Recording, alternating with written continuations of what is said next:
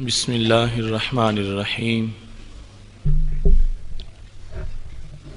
رب اشرح لی صدری ویسر لی امری واحلل عقدۃ من لسانی یفقہوا قولی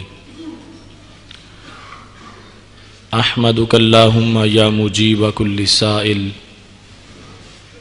والصلاة والسلام علی من هو افضل الوسائل وعلى آلہ واصحابہ ذوی الفضائل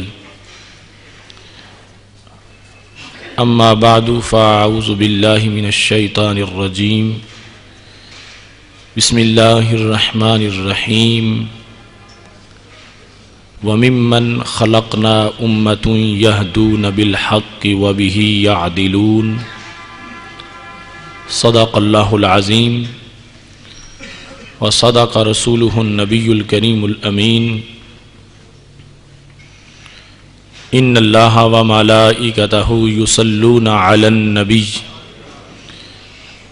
یا ایہا الذین آمنوا صلوا علیہ وسلموا تسلیما الصلاة والسلام علیکہ یا سیدی یا رسول اللہ وعلی آلکہ واصحابکہ یا حبیب اللہ الصلاة والسلام علیکہ یا سیدی یا رحمۃ للعالمین وعلی آلکہ واصحابکہ یا محبوب رب العالمین مولا صلی وسلم دائما ابدا علی حبیبکہ خیر الخلق کلہم هو الحبیب الذی ترجى شفاعته لکل حول من الاحوال مقتحم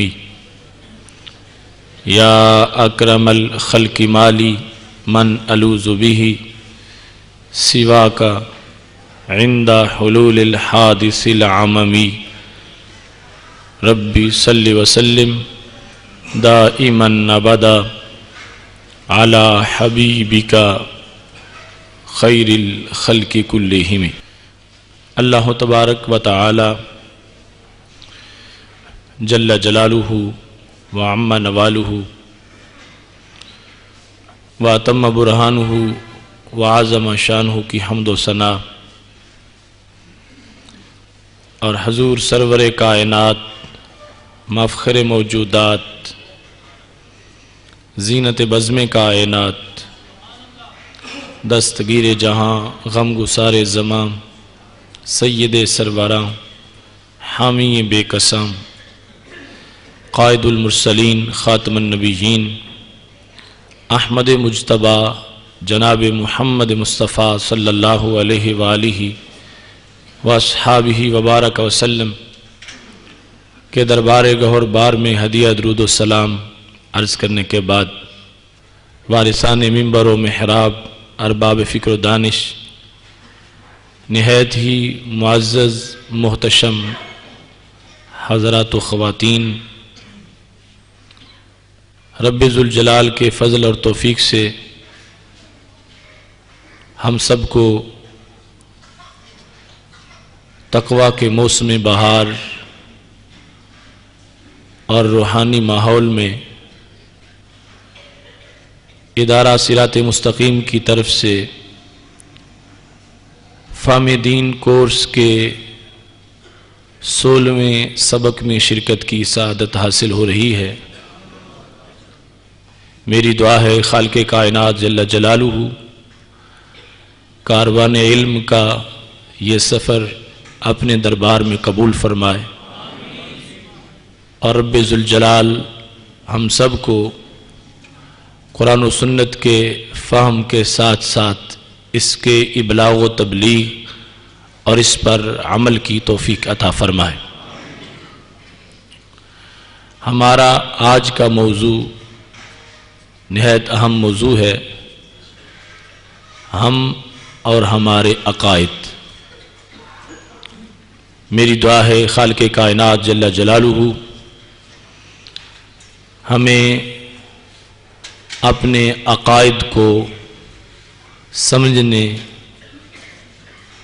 ان کے دلائل کو یاد رکھنے اور ان کو آگے پہنچانے کی توفیق عطا فرمائے۔ محتشم سامعین حضرات، میں نے قرآن مجید برہان رشید کی سورہ اعراف کی آیت نمبر 181 تلاوت کی ہے۔ خالق کائنات جل جلالہ کا فرمان ہے، وَمِمَّنْ خَلَقْنَا أُمَّةً يَهْدُونَ بِالْحَقِّ وَبِهِ يَعْدِلُونَ، کہ ہم نے جن کو پیدا کیا ہے ان میں سے ایک جماعت ایسی ہے جو حق کی ہدایت کرتی ہے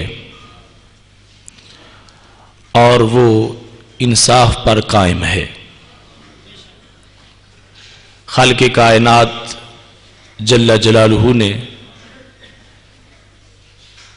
انسانوں میں سے ایک کمیونٹی کا تذکرہ ان کی ہدایت اور عدل کی بنیاد پر کیا ہے کہ ان کے افکار، عقائد اور نظریات اتنے شستہ اور شائستہ ہوں گے کہ جس کی بنیاد پر وہ خود ہدایت یافتہ قرار پائیں گے اور پھر آگے دوسروں کو راہ راست کی طرف بلانے کا ان کا عمل رب کائنات کو اتنا پسند ہے کہ خالق کائنات جل جلالہ نے ہمیشہ کے لیے ان کو اپنی وحی کا موضوع بنا دیا ہے۔ وہ انصاف اور عدل پر قائم رہیں گے، اس کا مطلب یہ ہے کہ ان کے عقیدہ میں اور ان کے عمل میں کسی طرح کا کوئی غلو نہیں ہوگا۔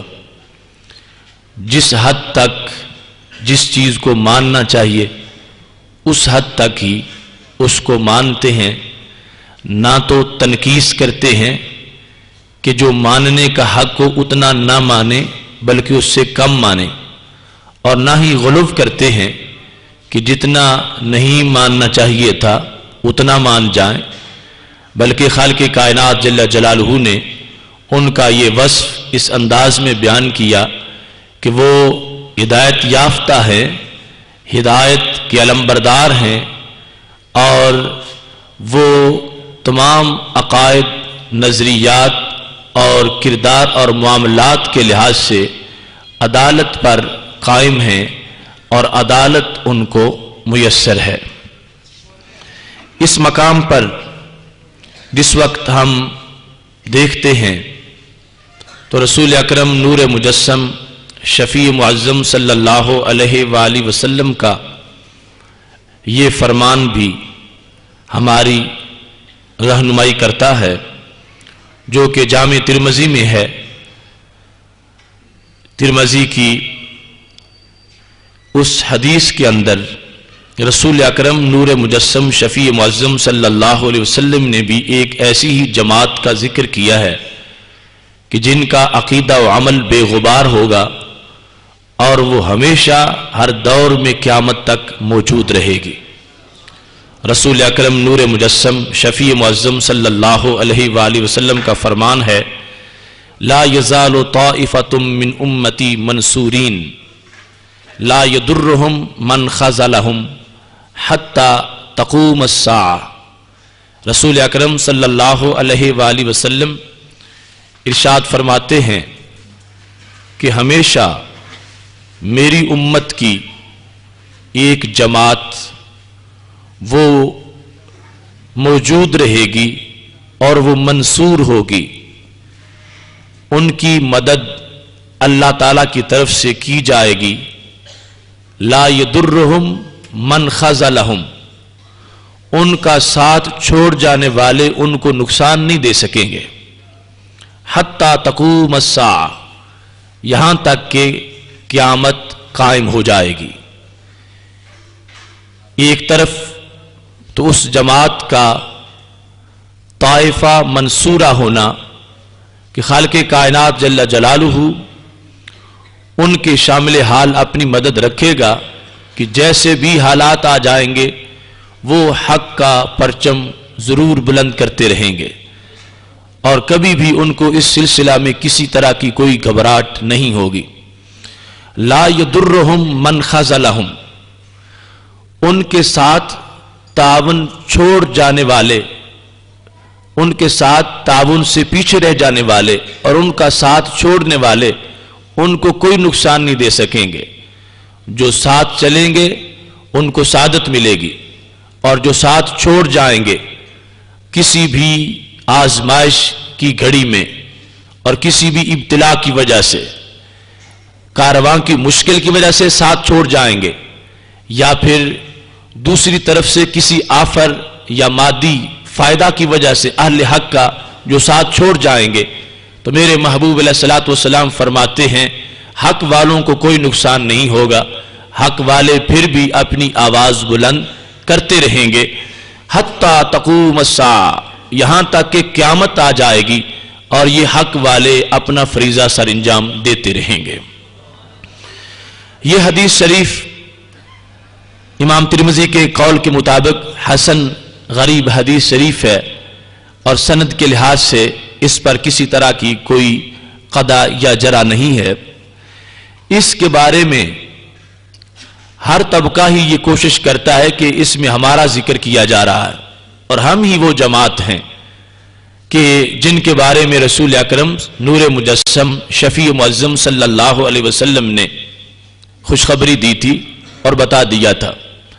اگرچہ یہ آج ہمارا موضوع نہیں کہ تفصیلاً اس جماعت کی نشانیوں کو بیان کیا جائے، لیکن سر فہرست جو اس حدیث سے نشانی سمجھ آ رہی ہے کہ اس حدیث میں جس جماعت کا ذکر کیا گیا یقیناً وہی جماعت ہو سکتی ہے کہ جس کا پہلے نمبر پر یہ عقیدہ ہو کہ ہمارے نبی علیہ السلام قیامت تک کی خبر دے سکتے ہیں، جن کا عقیدہ ہی یہ ہو کہ وہ کل کی بات بھی نہیں جانتے اور اس حدیث کا مصداق بننے کی کوشش کریں، تو یہ ان کی بڑی بھول ہوگی۔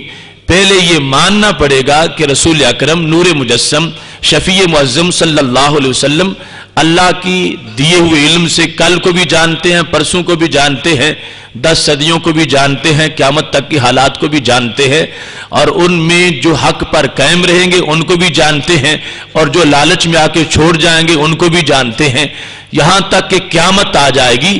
اس تمام جو لمحہ ہے تاریخ کا، اس پر جو رسول اکرم صلی اللہ علیہ وسلم کے مشاہدے کو اور علم کی وسعت کو تسلیم کرے گا، اب وہ آگے اس بشارت کا مستحق بن سکتا ہے، اور دیگر علامات بھی ساتھ موجود ہوں کہ نبی اکرم صلی اللہ علیہ وسلم نے واضح کر دیا ہے اپنے علم کی بنیاد پر کہ حق پرستو کبھی بھی تم گھبرا نہ جانا، میں تو بہت پہلے سے تمہاری حوصلہ افزائی کر رہا ہوں کہ ساتھ لوگ آتے بھی رہیں گے، ساتھ چھوڑتے بھی رہیں گے، آزمائش کا سلسلہ بھی آتا رہے گا، لیکن تمہارا یہ وتیرہ ہونا چاہیے کہ کسی کے پیچھے ہٹ جانے کی وجہ سے تمہارے کلمہ حق میں کسی طرح کی کوئی کمی نہیں آنی چاہیے، یہاں تک کہ قیامت آ جائے گی۔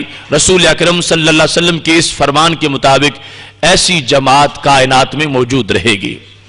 اللہ کے فضل و کرم سے اہل حق، اہل سنت و جماعت وہ طائفہ منصورہ ہیں، اور وہ امہ ہیں جو ہادی بالحق ہیں اور عدالت پر قائم ہیں۔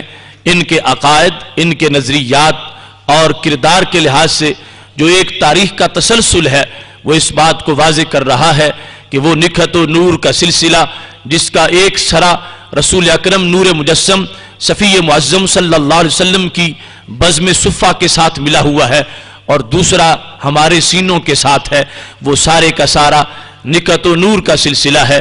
اور خالق کائنات جل جلالہ نے اتنی صدیوں کے گزر جانے کے باوجود بھی ہمیں وہ صداقت اور حقانیت عطا فرما رکھی ہے جس کو ہم اپنے عقائد کی صورت میں بیان کرتے ہیں، اور یہی انشاءاللہ چمک قیامت تک موجود رہے گی۔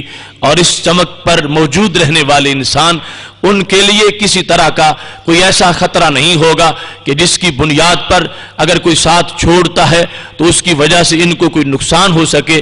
یہ قافلہ انشاءاللہ قیامت تک جاری رہے گا، اور خالق کائنات جل جلالہ اس کو منزل مراد پر پہنچائے گا۔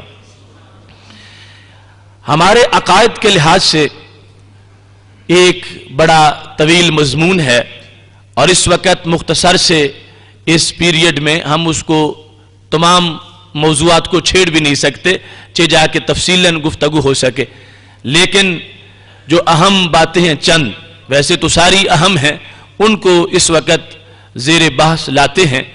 ہمارا عقیدہ شان الوہیت کے بارے میں اور ہمارا عقیدہ شان رسالت کے بارے میں، رب ذوالجلال ہماری جانوں کا خالق ہے، ہمارا مالک ہے، ہمارا اس کی ذات کے بارے میں عقیدہ ہے، وہ حی قیوم ہے، وہ ازلی ہے، وہ ابدی ہے، وہ دائمی ہے، اس پر کبھی زوال نہیں آ سکتا، وہ سب کو نوازتا ہے، وہ کسی کا محتاج نہیں، اس کو نہ نیند آتی ہے، نہ اونگ آتی ہے، نہ وہ تھکتا ہے، نہ کہیں وہ جاتا ہے کہ پیچھے اس کی سلطنت خالی ہو جائے، وہ ایسے امور سے پاک ہے، اس کا علم اتنا وسیع ہے کہ ہم ایک حصے کا تصور بھی نہیں کر سکتے، اس کی ذات اجزاء سے پاک ہے، وہ ترکیب سے پاک ہے، وہ خود جز بھی نہیں کل بھی نہیں، جز کا بھی خالق ہے اور کل کا بھی خالق ہے، اس کی ذات میں بھی کوئی شریک نہیں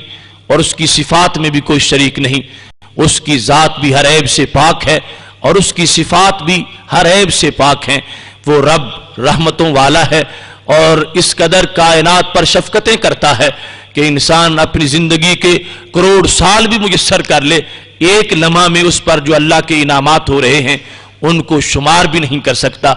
رب کائنات کی ذات کے بارے میں ہمارے جو عقائد ہیں ان کے لحاظ سے یہ بات سر فہرست ہے کہ ہم صرف اسے ہی معبود مانتے ہیں، اس کے سوا کسی کو معبود نہیں سمجھتے۔ رب ذوالجلال کے سوا کسی بھی چیز کو اگر کوئی شخص سجدہ کرتا ہے، تعظیم کی وجہ سے کر رہا ہے تو حرام کرتا ہے، اگر عبادت کی وجہ سے کرتا ہے تو کفر کرتا ہے۔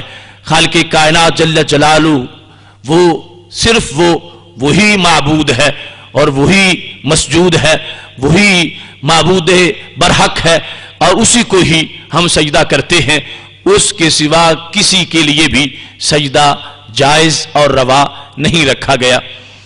عقیدہ کا تعلق یہ ہوتا ہے کہ جب کوئی چیز بندے کے ذہن میں اس حد تک غالب ہو جائے کہ وہ جانب مخالف ذہن سے ختم ہو جائے اور ایک ہی چیز کا راج ہو جائے، تو اس کو عقیدہ کے ساتھ تعبیر کرتے ہیں قضیہ یجزم بہ العقل، وہ قضیہ کہ جس کے ساتھ عقل کو جزم ہو جائے، یعنی صرف اس کے بارے میں خیال نہ ہو، صرف تصور نہ ہو، صرف وہم نہ ہو، صرف ظن نہ ہو، بلکہ اس حد تک اس کے بارے میں ذہن کے اندر سوچ غالب ہو کہ جانب مخالف کو انسان جائز ہی نہ سمجھے۔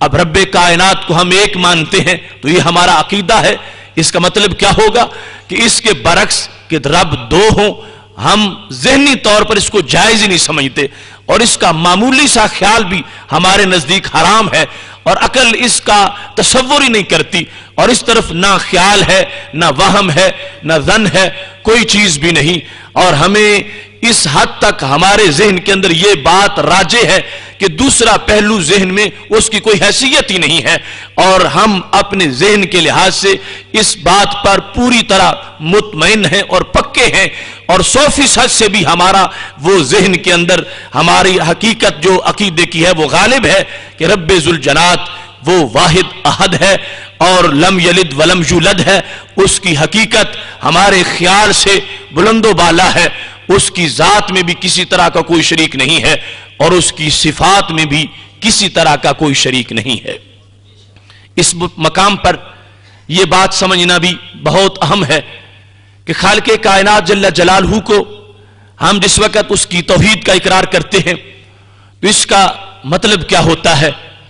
آسان سے لفظوں میں توحید یہ ہے کہ اللہ کی الوہیت میں کسی اور کو شریک نہ ماننا۔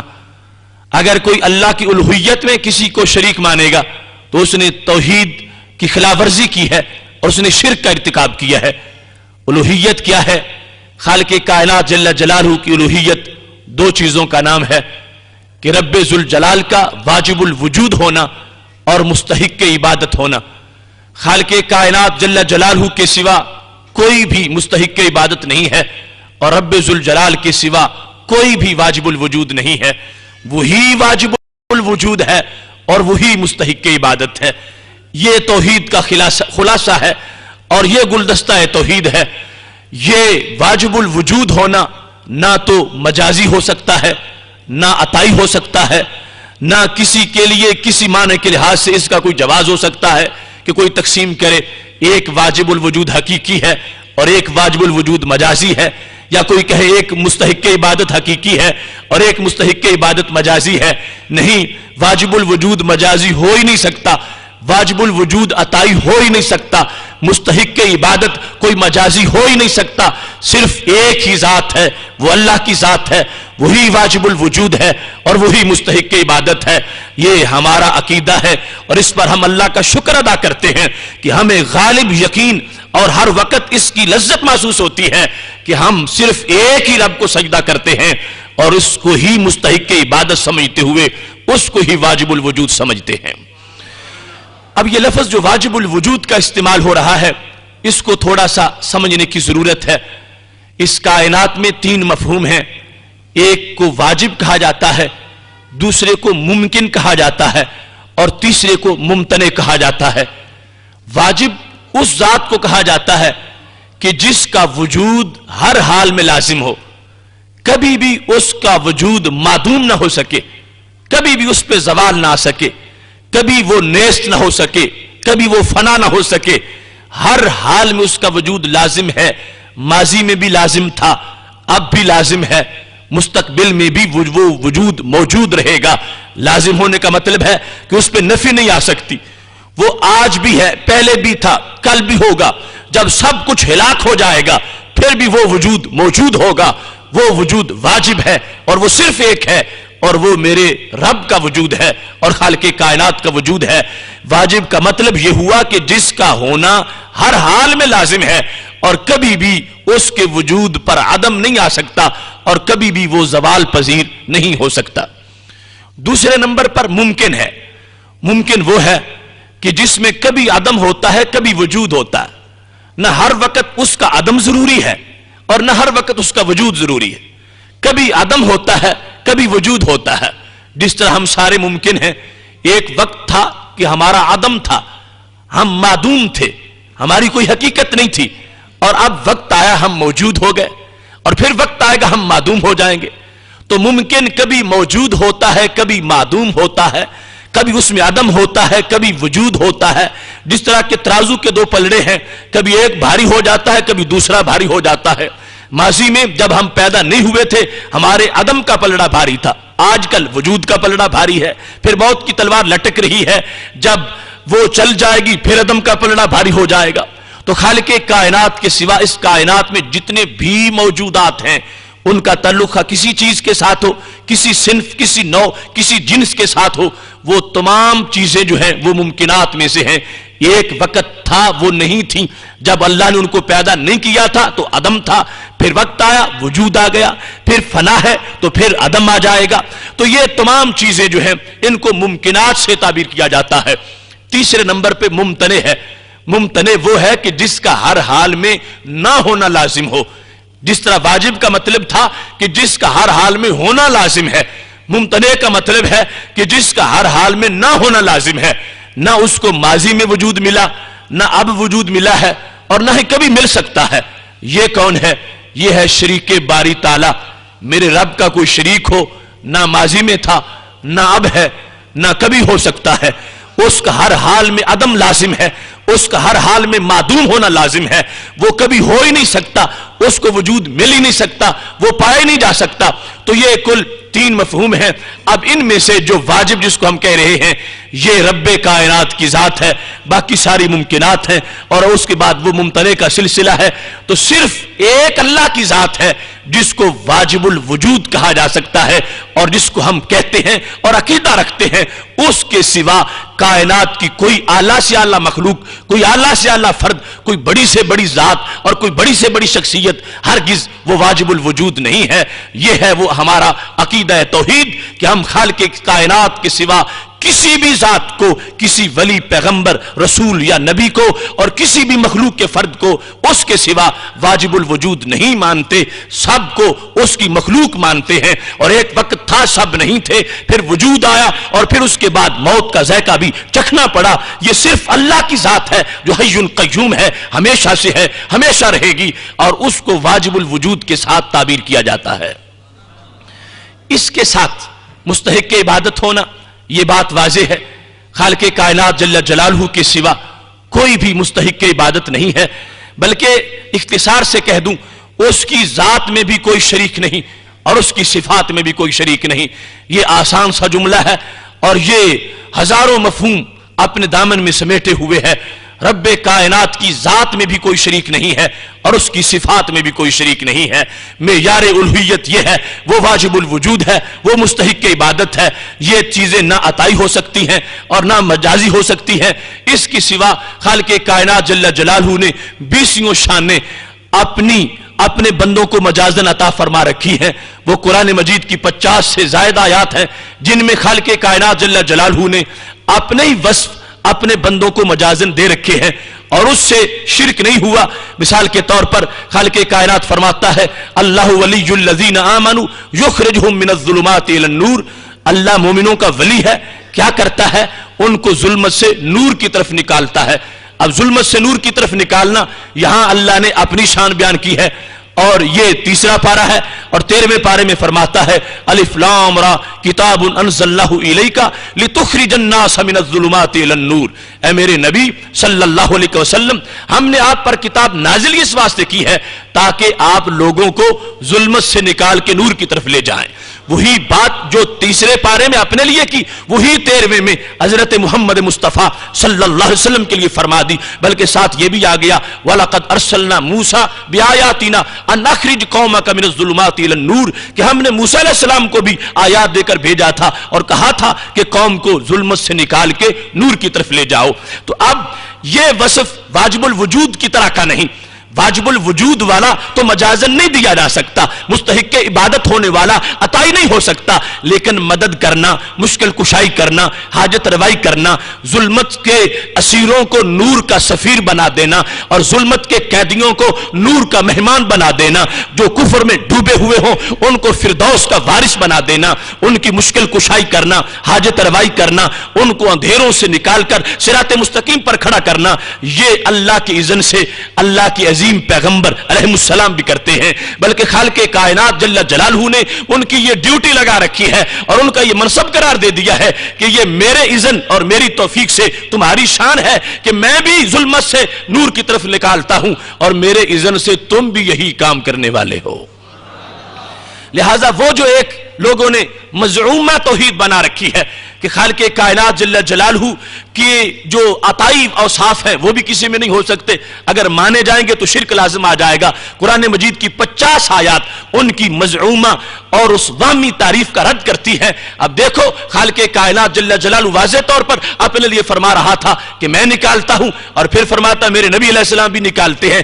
اب بات تو لفظ کے لحاظ سے ایک ہی ہے، اگرچہ نکالنے میں فرق بڑا ہے وہ میں ذکر کروں گا، لیکن دونوں پر ایک ہی وصف کا اطلاق کیا جا رہا ہے۔ تو پتہ چلا الوہیت ایسی چیز ہے جو کسی کو نہیں دی جا سکتی، ایک لمحہ کے لیے بھی الوہیت مجازی مل ہی نہیں سکتی، الوہیت ہو ہی کسی اور کی نہیں سکتی۔ لیکن یہ شعبہ جات جو ہے خالق کائنات جل جلالہ کہیں بدر میں فرشتوں کو بھیج کر مدد جب کرواتا ہے تو اس بات کو واضح کر دیتا ہے کہ اگرچہ یہ میرے بندے ہیں لیکن میری مدد کا مظہر بن کے میرے بندوں کی مدد کر سکتے ہیں، اور اس کو شرک نہ کہنا، میں اپنے بندوں سے اپنے بندوں کی مدد کروا دیتا ہوں۔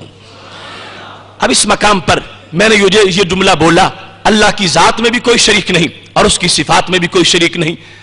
شاید کسی کے ذہن میں سوال پیدا ہو، ادھر بار بار یہ کہہ رہے ہو کہ اس کی صفات میں بھی کوئی شریک نہیں اور ادھر یہ کہتے ہو کہ وہی صفت ظلمت سے نور کے طرف نکالنے کی اللہ کی بھی ہے اور وہی رسول اللہ علیہ السلام کی بھی ہے، تو شرک تو ہو گیا، آپس میں اشتراک ہو گیا، آپس میں مشارکت ہو گئی۔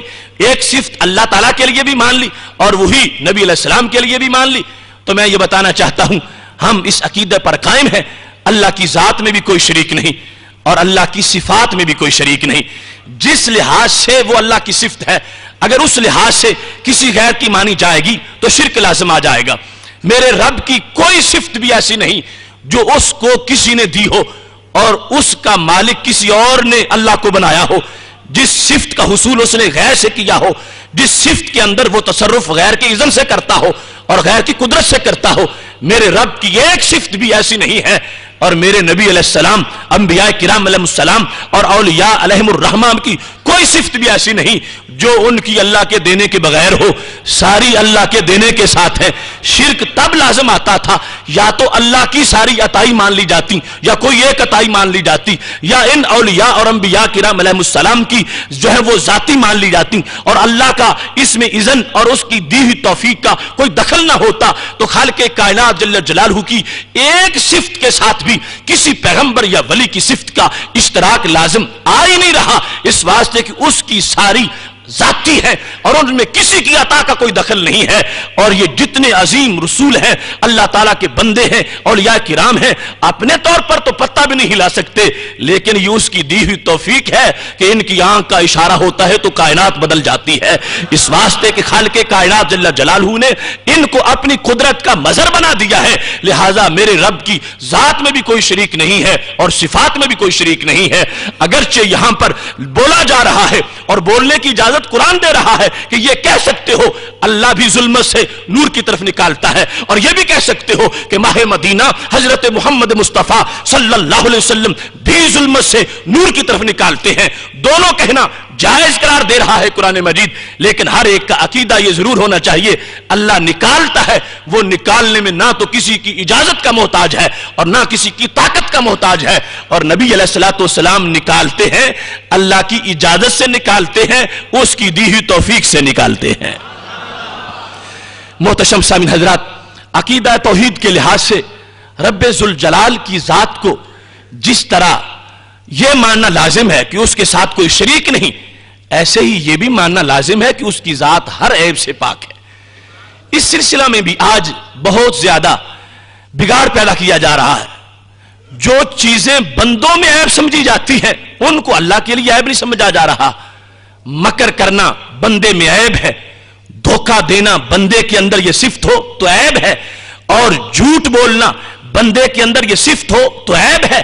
اگر بندے میں یہ صفتیں عیب ہیں تو کیا مولا میں، خالق میں یہ صفتیں عیب نہیں ہوں گی؟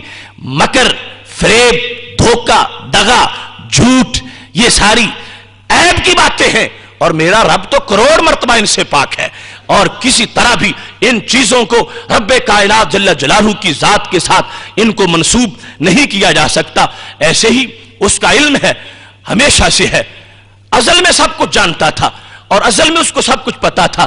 کوئی بھی ایسا عقیدہ نہیں رکھا جائے گا کہ جس کے اندر یہ بیان کیا جائے ایسا ہوا تو رب کو پتا چلا، اگر یہ نہ ہوتا تو پتا نہ چلتا۔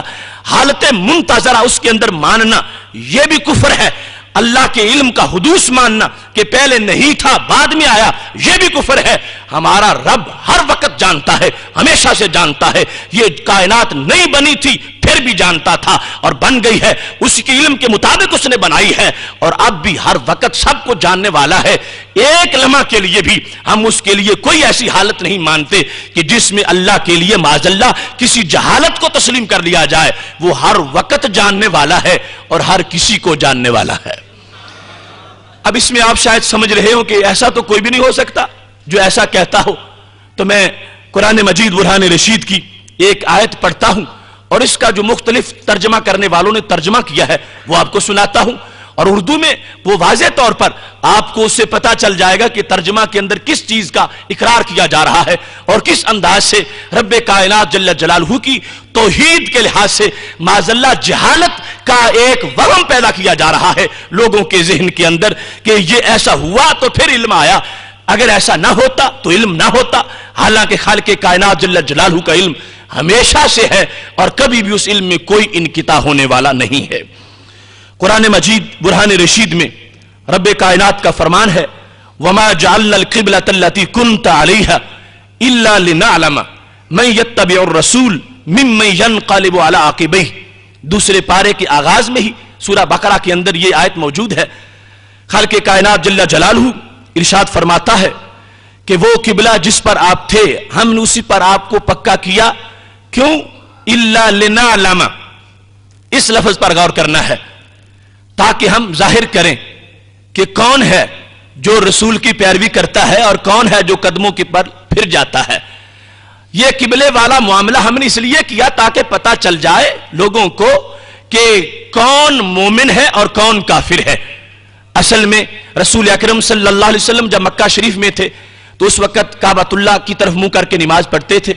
جب مدینہ شریف میں نبی اکرم نور مجسم شفیع معظم صلی اللہ علیہ وسلم تشریف لے گئے تو کچھ وقت کے لیے بیت المقدس کی طرف منہ کر کے نمازیں پڑھی اور پھر آپ کا چہرہ کعبۃ اللہ کی طرف پھیر دیا گیا۔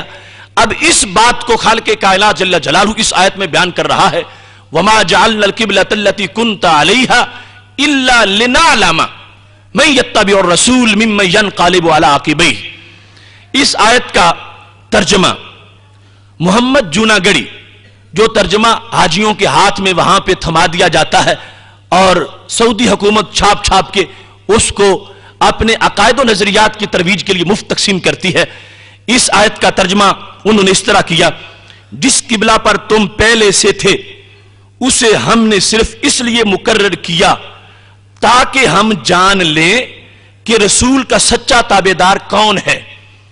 یہ بات اللہ کی طرف سے ہو رہی ہے کہ اللہ تعالیٰ فرما رہا ہے کہ جو قبلہ پہلے تھا وہی ہم نے کچھ وقت کے بعد پھر پکا کر دیا۔ ایسا ہم نے کیوں کیا؟ اللہ تعالیٰ فرماتا اِلَّا لِنَعْلَمَ، اور ترجمہ کیا ہے؟ تاکہ ہم جان لیں، تاکہ ہم جان لیں، ہم سے مراد اللہ، تاکہ ہم جان لیں کہ کون ہے جو پکا مومن ہے اور کون ہے جو پھر جائے گا۔ اب کیا ہے؟ ظاہری طور پر آپ تمام اس محاورہ سے واقف ہیں۔ آپ کہتے ہیں کہ میں نے یہ کتاب پڑھی تاکہ میں جان لوں کہ وضو کیسے کیا جاتا ہے، میں نے یہ درس سنا تاکہ میں جان لوں کہ روزے کے مسائل کیا ہیں، تاکہ مجھے پتا چل جائے، تاکہ ہم جان لیں۔ اس کا پتا کیا ہوگا کہ پہلے نہیں جانتے، اب جانیں گے۔ قبلہ کی تبدیلی سے پہلے تو ہم نہیں جانتے کہ کون پکا مومن ہے اور کون کافر ہے، کون ساتھی رہے گا اور کون جو ہے وہ ظاہری طور پر کعبے کا، اس قبلے کا، بیت المقدس کا پابند رہے گا، اور کون یہ سمجھے گا کہ مدار تو محبوب علیہ السلام کی اداؤں پر ہے، یہ جدھر پھرتے ہیں ہم ادھر پھر جائیں گے۔ یہ اللہ واضح کرنا چاہتا ہے۔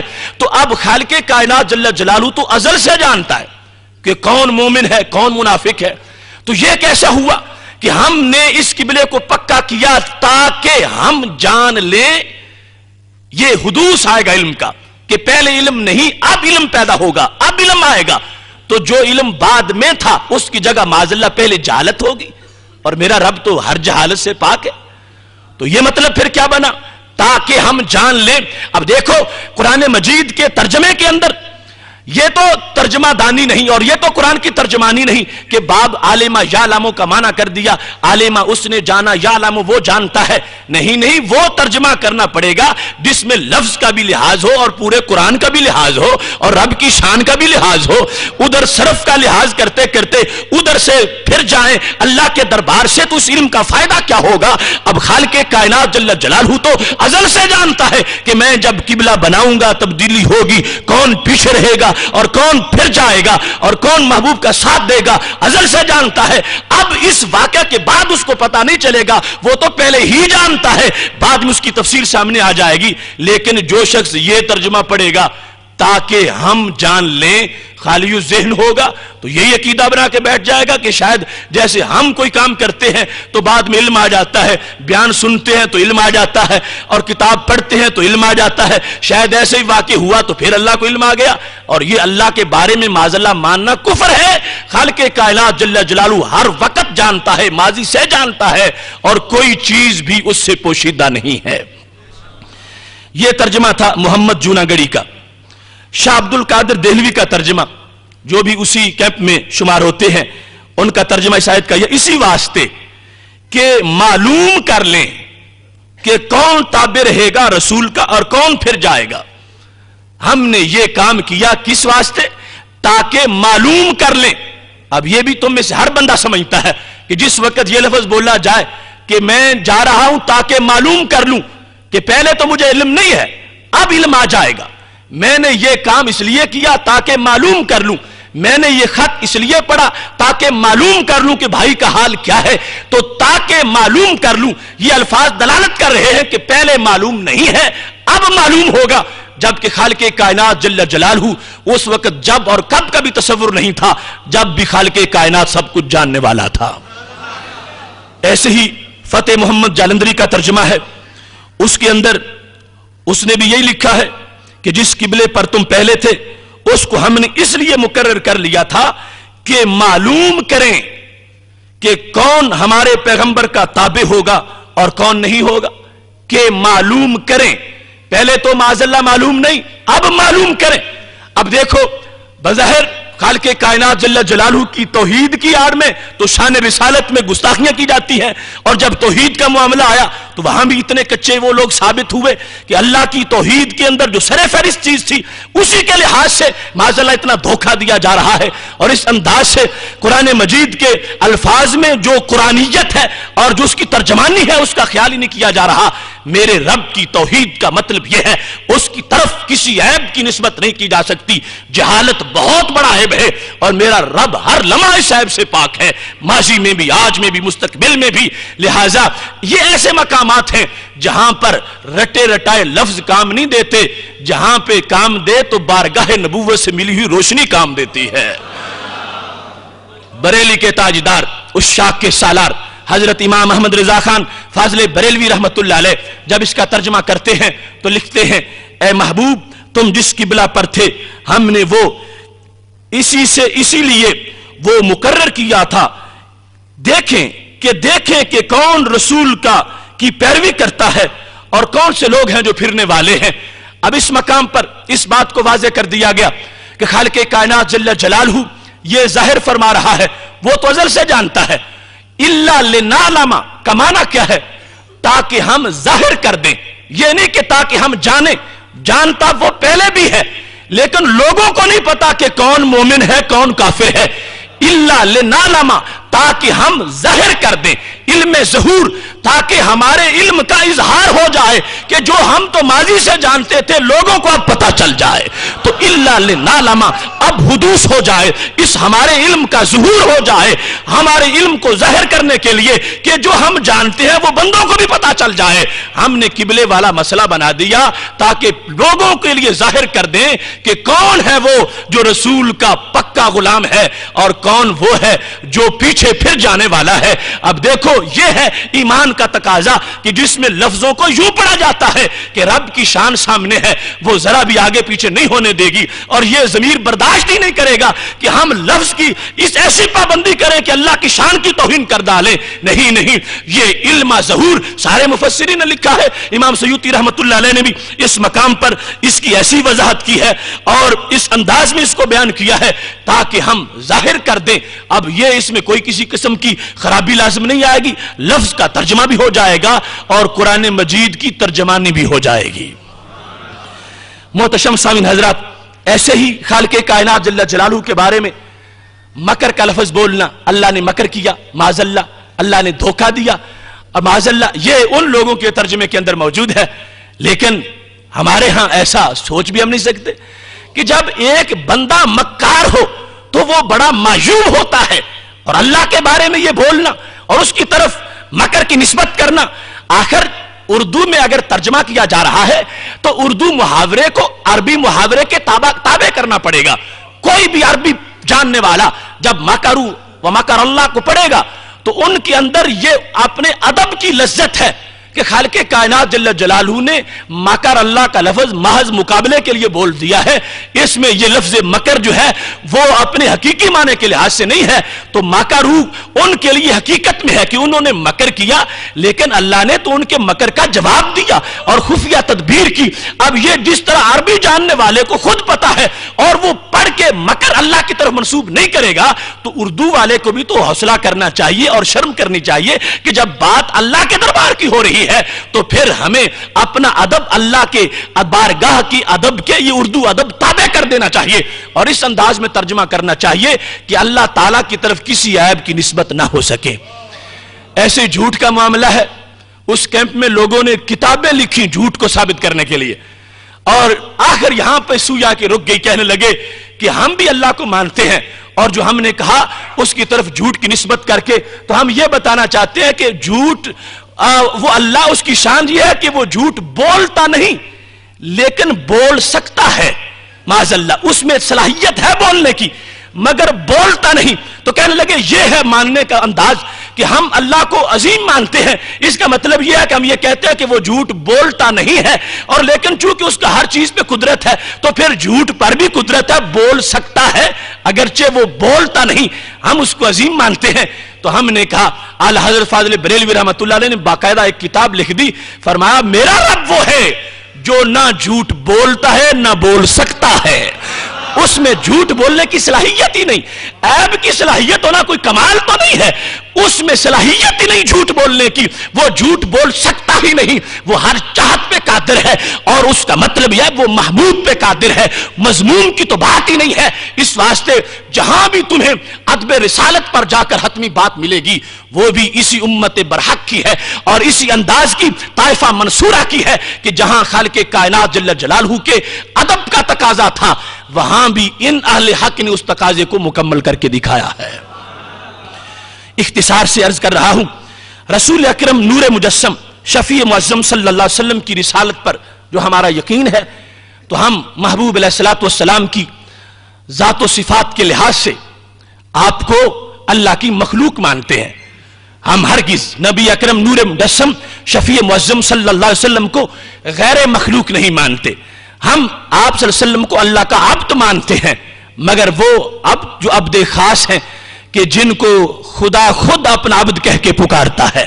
ہم رسول اکرم نور مجسم شفیع معظم صلی اللہ علیہ وسلم کو بے مثل بشر مانتے ہیں اور اس میں کسی کو کسی طرح کا کوئی شک نہیں. بشریت قرآن مجید کا مضمون ہے اور ہمارے عقیدہ کا حصہ ہے. ہم نبی اکرم نور مجسم شفیع معظم صلی اللہ علیہ وسلم کو عیوب سے پاک مانتے ہیں. خالق کائنات جل جلالہ نے مخلوق کی حیثیت سے ایک ہے خالق ہونے کا معیار، ایک ہے مخلوق کا معیار. خالق ہونے میں وہ بے مثال ہے، اس کی ذات میں کوئی شریک نہیں، صفات میں کوئی شریک نہیں، کوئی عیب نہیں اور تمام مخلوقات میں سے سر فہرست اللہ نے جس ذات کو عیوب سے پاک بنایا ہے وہ ذات ہمارے محبوب علیہ السلام کی ذات ہے. خالق کائنات جل جلالہ نے تخلیق کے لحاظ سے، اخلاق کے لحاظ سے، صفات کے لحاظ سے، علوم کے لحاظ سے، کمالات کے لحاظ سے، اوصاف کے لحاظ سے، اختیارات کے لحاظ سے محبوب علیہ الصلوۃ والسلام کو اتنا عظیم بنا دیا ہے کہ ہمارا طائر فکر بھی اس بلندی تک پرواز نہیں کر سکتا جہاں سے محبوب علیہ السلام کی عظمتوں کے جھنڈے آغاز میں لہرا رہے ہیں. محتشم سامعین حضرات، یہاں یہ بات سب کے عقیدے میں کوئی سادہ سے سادہ انسان بھی اس سے پوچھ لو وہ یہ نہیں کہے گا کہ ہم نبی علیہ السلام کو معاذ اللہ اللہ کا بیٹا مانتے ہیں. ہرگز کسی کا عقیدہ نہیں، کوئی بھی ایسا نہیں جو یہ کہتا ہو کہ ہم نبی علیہ السلام کو اللہ تعالیٰ کا ٹکڑا مانتے ہیں. بیٹا ہونا یہ بھی نہیں، ٹکڑا بھی نہیں مانتے. اللہ تو ٹکڑے سے ہے ہی پاک، وہ تو جز سے پاک ہے، جز کا بھی خالق ہے، کل کا بھی خالق ہے.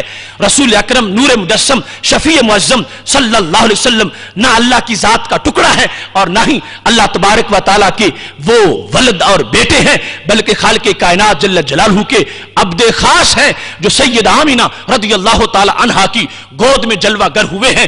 لیکن اس نورانیت کے ساتھ جلوہ گر ہوئے ہیں کہ عام بشر جو ہے اس کی بشریت وہ ظلمت ہوتی ہے، اندھیرا ہوتی ہے اور میرے محبوب علیہ الصلوۃ والسلام کی بشریت بھی اس انداز کی ہے کہ جب انداز بشر میں جلوہ گر ہو رہے تھے ولادت کے وقت بھی دور دور تک بصرہ کے محلات بھی روشن ہو چکے تھے. نبی اکرم نور مجسم شفیع معظم صلی اللہ علیہ وسلم کو اللہ کے نور سے جو ہم نور مانتے ہیں تو اس کا مطلب ٹکڑا ماننا نہیں، اللہ کی خاص تجلیوں کا محور مانتے ہیں.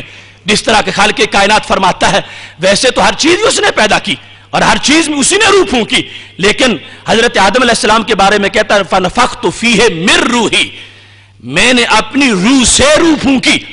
تو کیا یہ مطلب ہوگا کہ روح کے دو حصے بن گئے، ایک اللہ میں رہی اور ایک حضرت آدم علیہ السلام میں آ گئی؟ نہیں، ایسا نہیں ہے. اور یہ قرآن ہے یہ کسی کی بنائی ہوئی داستان تو نہیں ہے. من کا لفظ وہاں بھی آیا ہے جیسے ہم نور من نور اللہ کہتے ہیں, وہ روح من روح اللہ, نفخت فیہ من روحی, میں نے اپنی روح سے روح پھونکی. تو مطلب یہ تھا کہ جو روح میں نے ان کو دی ہے وہ جس قدر میرے جلووں کا مظہر ہے ایسی دوسری روحیں نہیں ہیں. ایسے ہی نور من نور اللہ کا مطلب ٹکڑا ہونا نہیں ہے, مطلب یہ ہے کہ خالق کائنات جل جلالہ نے اس نور سے نبی علیہ السلام کو پیدا کیا جو پوری مخلوقات میں سے بڑھ کر اللہ کے جلووں کا مظہر بنا ہوا تھا. نور من نور اللہ ہے, پوری کائنات سے بلند و بالا ہے. اور یہ واضح فرق ہے. لوگ محض لفظ نور کے اطلاق سے کہنے لگ جاتے ہیں کہ شرک ہو گیا. نہیں, کتنا فرق ہے. اللہ کا نور وہ کون سا ہے؟ جو نور خالق ہے, پیدا کرنے والا نور, اور نبی علیہ السلام کا نور پیدا ہونے والا نور. وہ نور پیدا کرنے والا, یہ نور پیدا ہونے والا. تو کتنا فرق ہے درمیان میں. یا تو تب ہو کہ ہم اس نور کو بھی نور خالق مانتے ہوں کہ یہ بھی نور ہے جو پیدا کرنے والا ہے, پیدا ہونے والا نہیں. اللہ کے نور کو کسی نے پیدا نہیں کیا, اور ہمارے محبوب علیہ السلام کے نور کو اللہ نے پیدا کیا ہے. یہ وہ بات ہے جو شرک کی جڑیں کاٹ رہی ہے کہ خالق کائنات جل جلالہ بھی نور ہے, نبی علیہ الصلوۃ والسلام بھی نور ہے, مگر وہ نور ہے جس نور کو ہم جسم نہیں کہہ سکتے, اور یہ وہ نور ہے جس کو جسم کہہ سکتے ہیں. اور جسم ہے وہ نور ہے کہ جس کی کوئی حیت نہیں ہے, چونکہ جو حدود کے اندر بند ہو وہ معبود نہیں ہوتا, اور یہ شکل و صورت والے ہیں, حدود کے اندر نور ہے. اس واسطے کروڑوں درجے کا فرق ہے نور کے اطلاق کے باوجود بھی.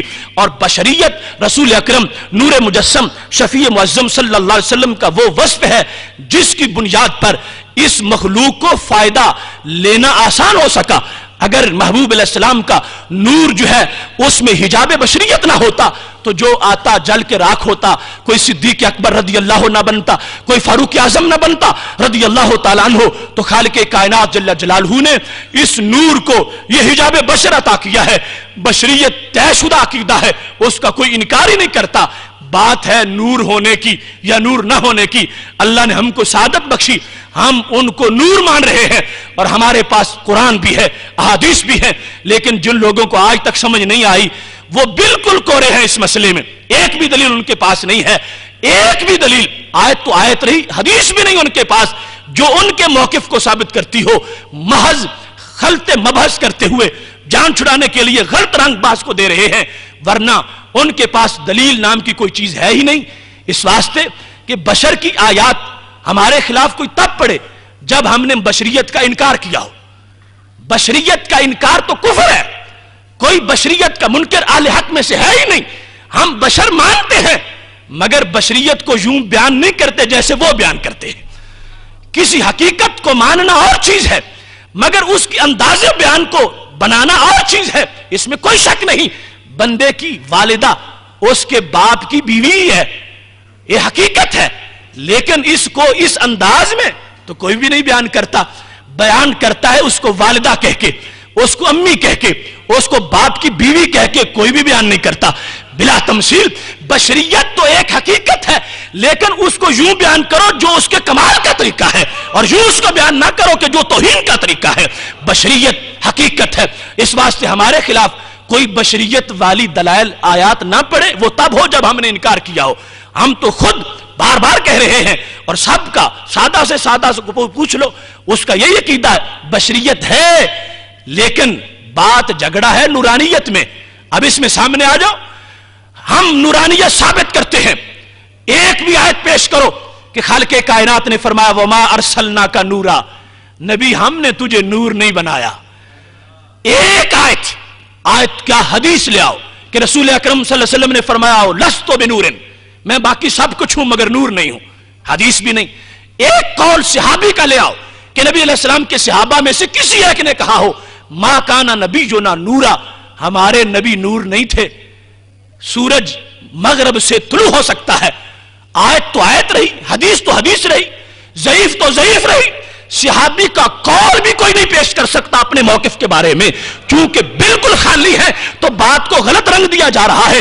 بشر کی آیات کے رٹ لگائی جا رہی ہے. وہ تب ہو جب انکار بشریت موجود ہو, وہ تو ہے ہی نہیں. بات ہے نور ہونے کی یا نور نہ ہونے کی. اللہ نے ہمیں توفیق دی. قد جاءکم من اللہ نور, وکتاب مبین، ہم نے نہیں ان کے بڑوں نے بھی نور سے مراد سرکار کی ذات کو لیا ہے۔ اور پھر قرآن مجید کی دیگر آیات اور پھر احادیث اور صحابہ کے اقوال اور پوری امت کا تسلسل سے عقیدہ نبی علیہ الصلوۃ والسلام کی نورانیت کا ہے۔ پوری امت میں سے ایک شخص بھی تمہیں ایسا نہیں ملے گا جو محدث، مفتی، فقیہ یا کوئی قابل ذکر انسان ہو اور نبی علیہ السلام کے نور کی نفی کر رہا ہو۔ پوری صراط مستقیم پر جو لائٹنگ ہے وہ میرے محبوب علیہ السلام کی عقیدہ نورانیت کی ہے۔ محتشم سامعین حضرات، اس سلسلہ میں بشریت والی آیات ایک تو وہ برمحل نہیں، ان کا پڑھنے کا موقع نہیں، وہ کوئی منکر ہوتا تو پڑھی جاتی۔ اصل یہ مسئلہ ہے چونکہ دلیل نہیں ہے تو بحث کو غلط رنگ دیا جا رہا ہے، اور یہ آپ اچھی طرح نوٹ کر لیں، کوئی بڑے سے بڑا ہو اس سے پوچھ لیں، ہمارے سال گزر گئے آج تک اس کا کوئی بندہ جواب دے ہی نہیں سکا۔ اور یہ حقیقت ہے، ہم بشریت کا اقرار کرنے والے ہیں اور نورانیت کا بھی اقرار کرنے والے ہیں۔ انکار ہمارے ہاں نہ بشریت کا ہے نہ نورانیت کا ہے، ان کی ہاں نورانیت کا ہے۔ وہ چاہیں تو دلیل دیں، اور ایک بھی دلیل ان لفظوں کے ساتھ جس میں نور کی نفی کی گئی ہو وہ موجود نہیں ہے۔ بشر تو ظاہر الجلد کو کہتے ہیں، کبھی وہ مٹی کا بھی ہو سکتا ہے، کبھی وہ نور کا بھی ہو سکتا ہے۔ 16ویں پارے میں جبریل علیہ السلام کو بشر کہا جا رہا ہے، فَتَمَثَّلَ لَهَا بَشَرًا سَوِيًّا، حالانکہ وہ تو نور ہے۔ تو پتہ چلا کہ بشریت کوئی اپوزیشن نہیں نور کی کہ ہر جگہ یہ دور دور رہے، کبھی اتفاق بھی ہو سکتا ہے۔ تمہیں جو لوگ اس کا انکار کرتے ہیں، انکار نور کا، ان کو خاص نور کے بارے میں آیت پڑھنا پڑے گی یا حدیث پڑھنا پڑے گی کہ جس میں نبی علیہ السلام کی نورانیت کا اس لفظ کے ساتھ نفی کی گئی ہو، نہ کہ بشریت کے اس بات والی آیات پڑھی جائیں۔ باقی جو لفظ مثل ہے وہ بھی گھنٹوں کی بحث ہے، اور اس میں بالخصوص ہمارا وہ لیکچر مفہوم قرآن بدلنے کی واردات وہ چھپا ہوا بھی ہے، کیسٹ میں بھی ہے، اس کو بھی آپ اچھی طرح ملاحظہ کریں۔ تمام بشر والی آیات کا مطلب بیان کیا کہ بشر کا مطلب کیا ہے، اور یہ جو مثل کا لفظ آ گیا اس کا مطلب یہی ہے کہ رسول اکرم صلی اللہ علیہ وسلم کے بارے میں یہ واضح کرنا کہ ان کو تم مخلوق سمجھو، خالق نہ سمجھو۔ جس طرح تم مخلوق ہو لوگوں، یہ بھی مخلوق ہے۔ جس طرح تمہارا خالق اللہ ہے، ان کا خالق بھی اللہ ہے۔ یہ مثل کا مطلب ہے، نہ یہ کہ ان کو معاذ اللہ ہر وقت یہی رٹ لگائے رکھو، ان کے بھی دو ہاتھ ہیں ہمارے بھی دو ہاتھ ہیں، ان کے بھی دو قدم ہیں ہمارے بھی دو قدم ہیں۔ یہ لفظ مثل کا تقاضا نہیں ہے کہ ہر جہت میں مثال ان کو بنا لو اور اسی پر لیکچر دیتے رہو، ورنہ قرآن مجید برہان رشید کے اندر اللہ کا یہ فرمان بھی ہے۔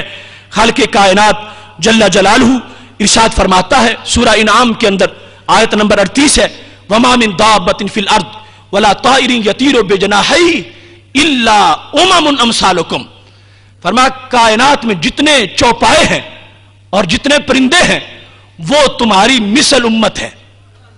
اب سب کو کہا وہ تمہاری مثل ہے۔ دابا میں خنزیر بھی ہے، دابا میں کتا بھی ہے، اور پرندوں میں کوا بھی ہے، ساری چیزیں آ گئیں۔ اب کون ہے توحید پرست جو روزانہ یہ آیت پڑھ کے درس دیتا ہو اور کہتا ہو کہ ہم کتے جیسے ہیں، ہم خنزیر جیسے ہیں، ہم کوے جیسے ہیں، اور آیت کا ترجمہ پڑھے اور لفظ مثل پڑھے؟ اگر ایسا نہیں ہوتا، اس میں اپنی توہین سمجھتے ہو کہ وہ تو ہے مثل مخلوق ہونے کے لحاظ سے، اب اس کو سبق نہیں بنانا کہ ہر وقت ہم کتے کے ساتھ مثل ہی بنتے رہیں۔ اگر یہ بیان کرنے سے تمہاری توہین ہوتی ہے تو وہ بیان کرنے سے تمہارے انداز میں ہمارے محبوب کی توہین ہوتی ہے۔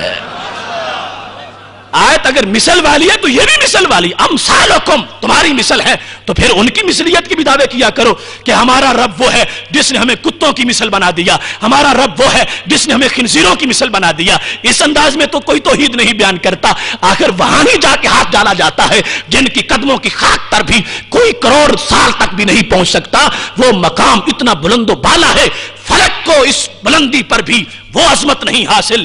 جبین خاک سے پوچھو مقام نقش پا کیا ہے، سرکار دو عالم نور مجسم شفیع معظم صلی اللہ علیہ وسلم کے قدم سے جو غبار لگ جاتا ہے اس کے مقام تک بھی کور نہیں پہنچ سکتا۔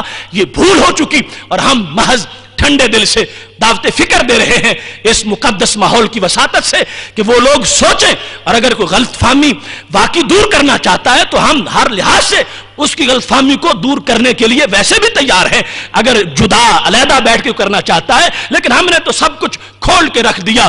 ہم نے یہ انداز اور یہ دلائل بغیر کسی کو کچھ گالی دینے کے یا کچھ کہنے، قرآن و سنت کے یہ دلائل پیش کر دیے ہیں.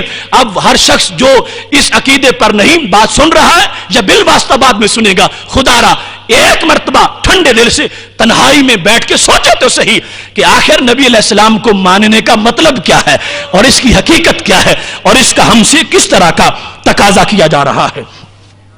نورانیت رسول اکرم صلی اللہ علیہ وسلم کی اگر آج ہم آپ کو نور کہیں تو اس پر فتوی ہے.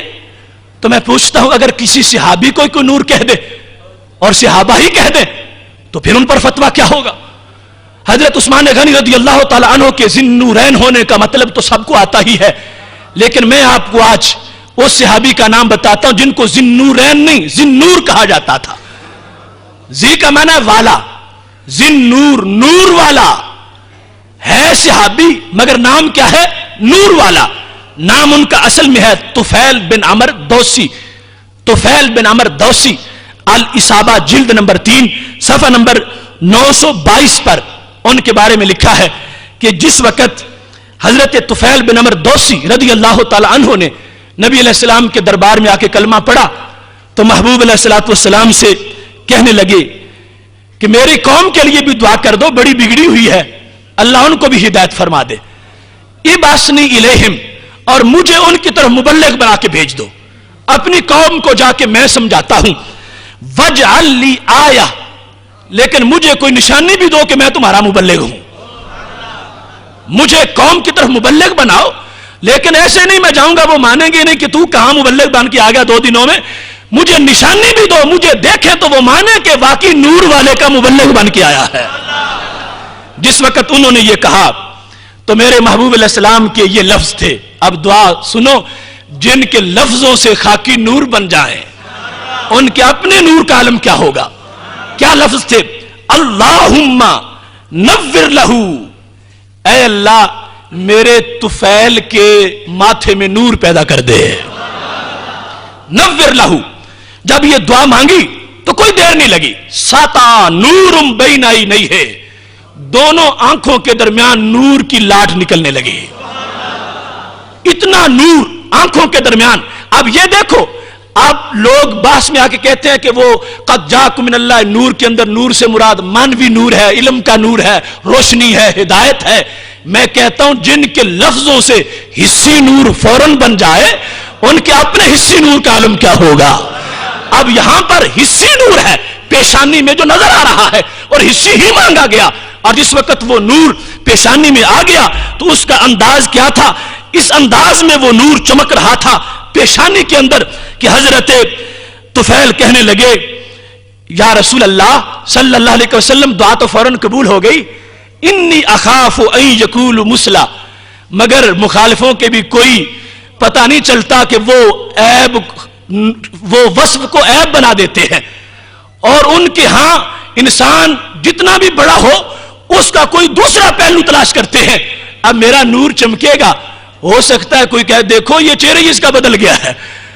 نور کو اس لفظوں میں بھی بیان کر سکتا ہے، وہ مسئلہ کہنا شروع کر دے تو اس طرح کرو نور بھی رہے اور کہیں اور منتقل ہو جائے.